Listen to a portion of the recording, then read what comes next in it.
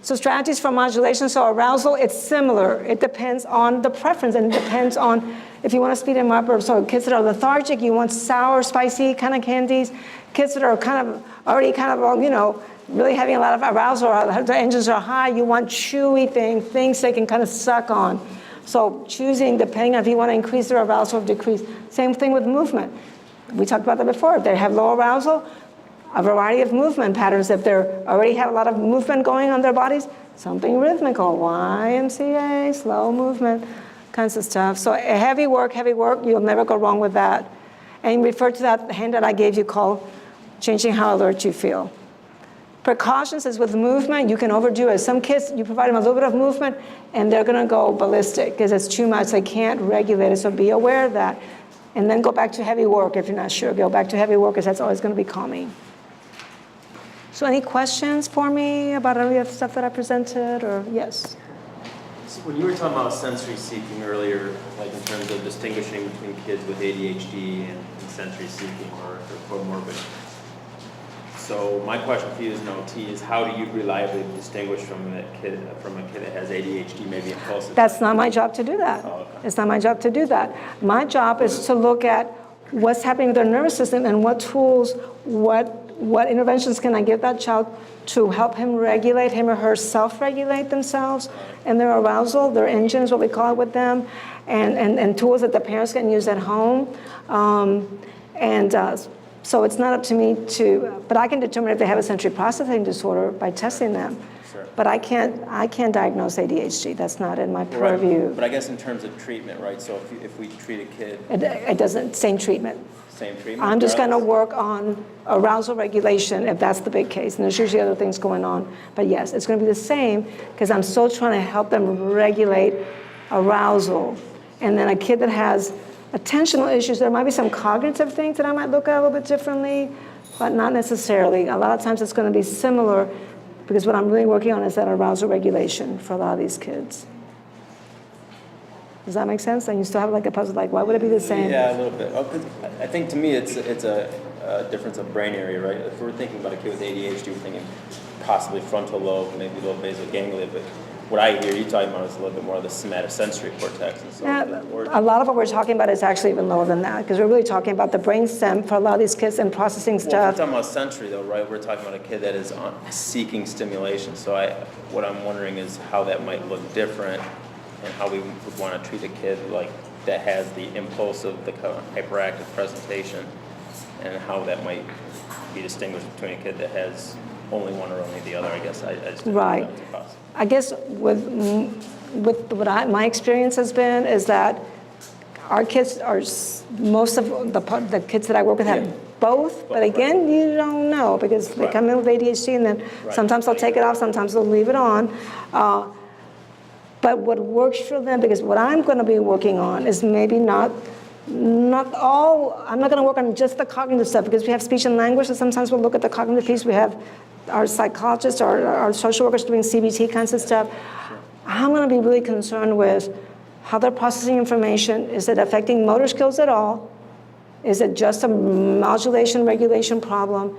And how can I help them with that? Because what they're presenting is that inability to self-regulate.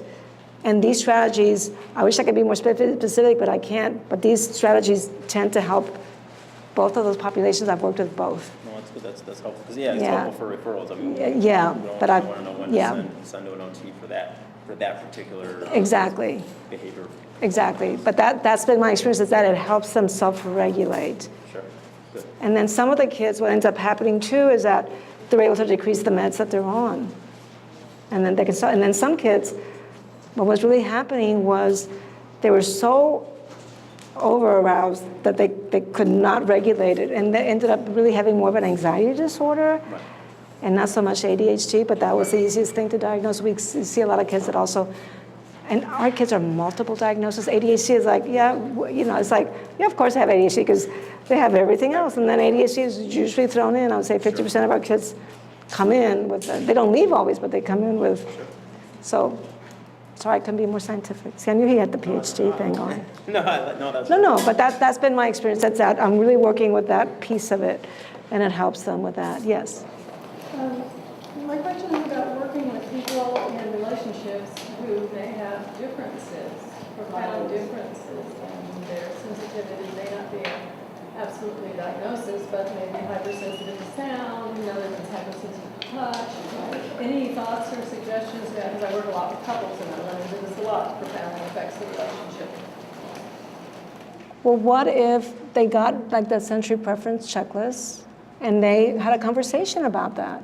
And they had a conversation about how it feels in their bodies and what helps them. Because you can say, well, you know, I don't, for example, when you play this music, it annoys me, but if you play music with rhythm, you can say, well, maybe music that he might enjoy but has more of a rhythm, that might be more regulatory for you, and so is music for him, or they can find some compromises, but just having that discussion of them even looking at that would be such a huge step. So that checklist is? It's in there, and there's also, because it doesn't have to be just OTs, there is also, gosh, I don't think I have it in the references, but there is a questionnaire that I give to adults. It's called the Sensory Profile, and they have one specifically for adolescents and adults. And there's an example in that book that I read it years ago, but an example where they worked with a child and a mother that they both did a sensory profile, looked at the differences, and that book actually has, because what I do is when I meet with the adults, I don't have time to treat the adults in chemical dependency because they're there for a short time, but I'll meet with them and I'll go through these strategies that are in that book. So here's something that might help with your touch, or here's something, and there's these strategies, and so something like that to talk about that. That's useful. I work with couples, so right. You know, it's like. But for example, it's not that I don't like your touch, it's just that that's really, it's kind of irritating. So what if let's try it if you push down harder. What if you give me more, because now you know that firm touch is more calming to the nervous system, so then having a discussion, what would it feel like if you did more firm touch? Or if cuddling was more through eyes and not through touch because I'm so sensitive to touch. Or let me know when you're gonna touch me, and then I'm expecting it, so then my nervous system is more prepared. Or we'll start with just hands. And how about if you just rub hands, because that's more comfortable for me because I can see it, and it's a different thing because it doesn't have hair. So it's actually, they're talking about some fibers called CT fibers, C, that's different for social engagement. That is the part that has the hairs. Is it seed? That's new for me because okay. Sure. Thank you.